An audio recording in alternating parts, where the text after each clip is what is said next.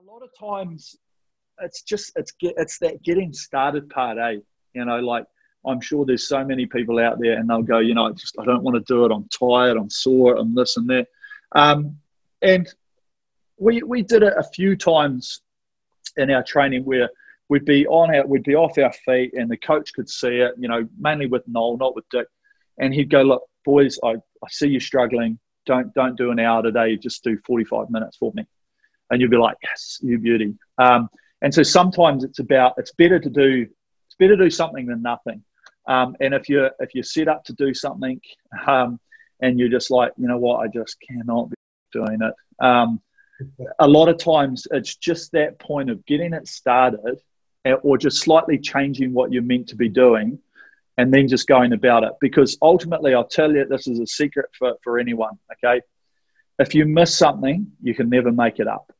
Put that into your mind, okay? So if you go, you know what, no, I won't do it today, I'll do it tomorrow. Yep. And so basically all you start doing is going, every time you miss something, it can never be made up, okay? So if you take a week off, you can't go, oh yeah, I'm gonna cram all of the training I was meant to do last week into this week. It's impossible. It's physically impossible. So it's really just about going, okay, look, I was meant to do an hour on the machine today. I'm sore, I'm struggling to walk because of the weights. Just jump on, set the machine to sort of 40 minutes or 30 minutes, set an interval and just go, right, I'll do the first 10 minutes, it'll get me through, then the next one, and I'll knock it off and I'll go, you know what, I know I did something today. I didn't just not do anything. And it is to that point, I've been there, I know what it's like, and I've done it, where when you're right at that point of like, you know what, I just cannot do it today, literally cannot do it.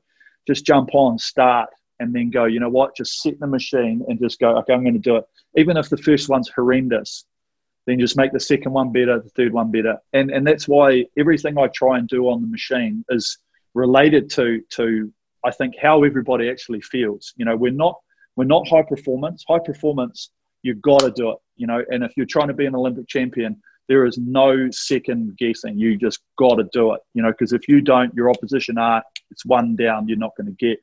And so by breaking it down, not only into those intervals just makes it easier, but it's also the intensity. Don't go as hard the first one, then you'll be like warmed up and you go, you know what, actually don't feel too bad now. Maybe I will give it a nudge in the second 10 minutes or the third 10 minutes. And you might get to it and go, you know what, I'm just going to do one more 10 minute, and you're going to do it. And then you walk away going, I'm glad I did that. I'm glad I just didn't do it today.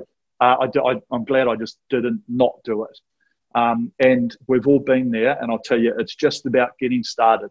Just put yourself on the machine. Just start.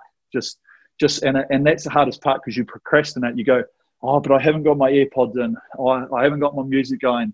I haven't got the TV set up. I haven't got this. It's just literally start. Just get on. Shut up. And then just start doing it, set the machine and just go, yep. And because a lot of us, everybody that jumps on the machine, we're not quitters. We'll generally 95% of the time get right through it as much as possible. Even if it's ugly as hell, even if we're failing, we'll get there because we watch that time tick down to zero, or the meters tick down to zero, and we go, yes, done.